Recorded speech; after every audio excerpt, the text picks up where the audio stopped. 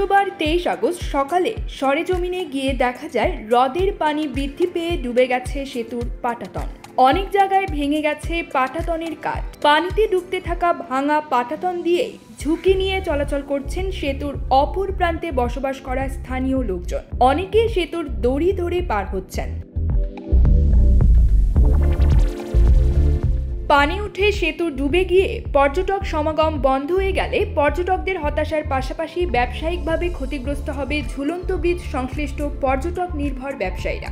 Bridge ডুবে যাওয়ার খবরে ইতোমধ্যেই কমতে শুরু করেছে পর্যটক সমাগম। যারা আসছেন তারাও জানাচ্ছেন তাদের হতাশার কথা।